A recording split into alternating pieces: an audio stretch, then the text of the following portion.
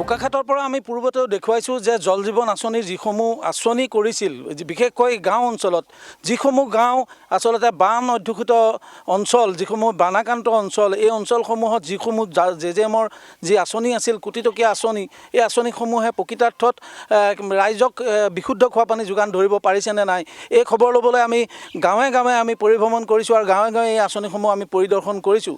এই মুহূৰ্তত আমি উপস্থিত হৈছোঁ নিকৰিঘাট পানী যোগান আঁচনিৰ সন্মুখত আৰু নিকৰিঘাটৰ এই পানী যোগান আঁচনিটোৰ কথা শুনিলে চকু কপালত উঠিব কাৰণ এই আঁচনিটো 2013 চনতে আৰম্ভ হৈছিল আৰু আৰম্ভ হৈ 2021 চনতে এই আঁচনিটো সম্পূৰ্ণ হ'ল। প্ৰায় 250তকৈ অধিক লোকক ইয়াক বিশুদ্ধ খোৱা পানীৰ বাবে যোগান ধৰাৰ এক আঁচনি লোৱা হৈছিল আৰু ইয়াত বহু কোটি টকা খৰচ কৰা হ'ল। কিন্তু আটাইতকৈ ৰহস্যজনক কথাটো হৈছে যে বিগত প্ৰায় 2021 চনৰ পৰা এই মুহূৰ্তলৈকে এই আঁচনিখন চৰকাৰীভাৱে কাৰিকৰী যি জনস্বাস্থ্য কাৰিকৰী বিভাগ আছে এই বিভাগটোৱে এই আঁচনিখন আজি পৰ্যন্ত তেওঁলোকৰ হাতলৈ নিয়া নাই অথচ এই আঁচনিখন কোনো পৰিচালনা কৰাৰ দায়িত্বত আজিলৈকে কাকো দিয়া হোৱাই নাই। এগৰাকী জলমিত্ৰ আছে, জলমিত্ৰগৰাকীয়ে নিজেই প্ৰশিক্ষণ ল'লে তাৰ পাছত তেখেতে আজি দীৰ্ঘদিন এই 3-4 বছৰ তেখেতৰ যি প্ৰাপ্য যি দৰমহা সেই দৰমহা লাভ কৰা নাই। আঁচনিখন বন্ধ হৈ আছে। এইখন নিকৰিঘাট পানী যোগান আঁচনি এই আঁচনিখন আজিলৈকে উদ্বোধনেই নহ'লে অথচ ইয়াত কোটি কোটি টকা খৰচ কৰা হ'ল। মই যিগৰাকী জলমিত্ৰ আছে তেখেতৰ সৈতে কথা পাতিম। এই আঁচনিখন আজি পৰ্যন্ত হেণ্ডঅভাৰ কৰা নহ'লে বিভাগক।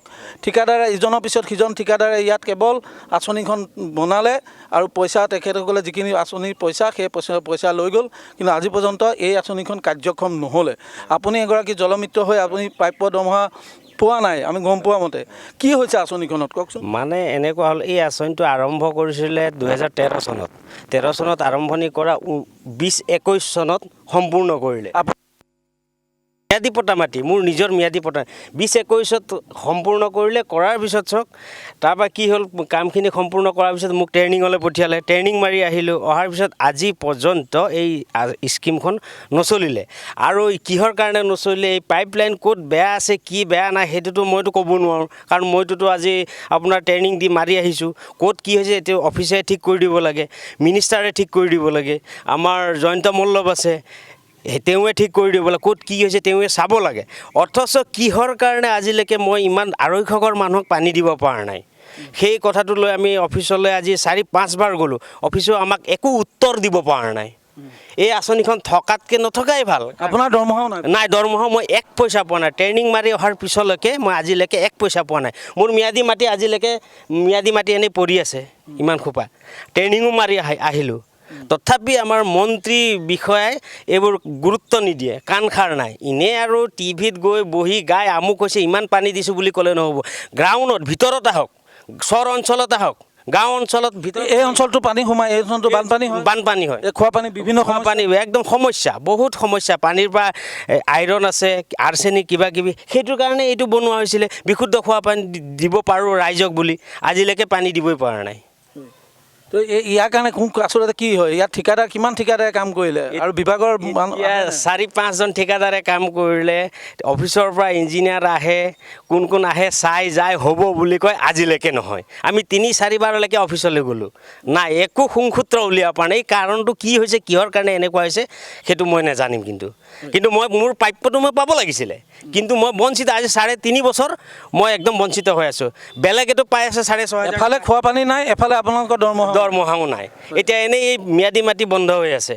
সেইকাৰণে মন্ত্ৰী মহোদয়সকলক এইটোৱে আহ্বান জনাওঁ যে অতি সোনকালে 1 মাহৰ বা 2 মাহৰ ভিতৰত আপোনালোকে এই গাঁও অঞ্চলত সোমাই পেলাই এই স্কিমবোৰ সুন্দৰভাৱে ফলপ্ৰসূ কৰি তোলক আৰু ৰাইজক বিশুদ্ধ খোৱা পানী দিয়ক।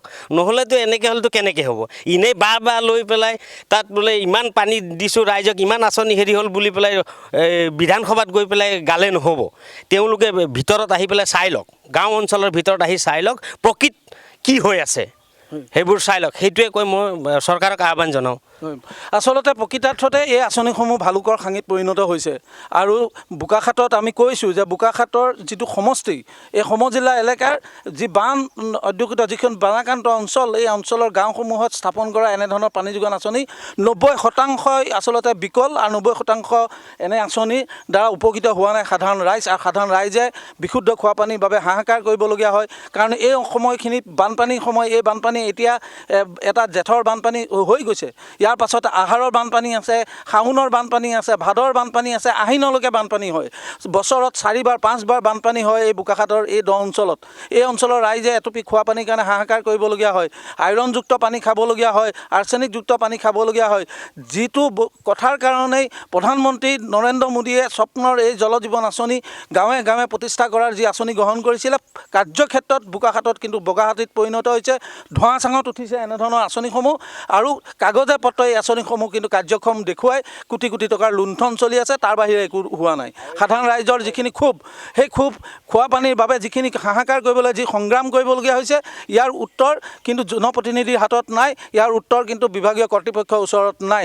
কাৰ্যক্ষেত্ৰত সঁচা কথাটোৱে হৈছে এই ধৰণৰ আঁচনিসমূহৰ কোটি কোটি লুণ্ঠনৰ বাহিৰে একো হোৱা নাই। আৰু ইয়াৰে প্ৰমাণ বোকাখাটৰ বিভিন্ন গাঁৱত থকা এই আঁচনিসমূহে দাঙি ধৰিছে। আৰু আমি প্ৰত্যেকটো আঁচনি চাবলৈ আমি গৈছোঁ, আৰু প্ৰত্যেকটো আঁচনিৰ খবৰ শুনি আমাৰে আচলতে অতি আমি দুখ পাইছোঁ যে গাঁৱৰ ৰাইজক, নিচলা মানুহক কেনেধৰণে ঠগি আছে।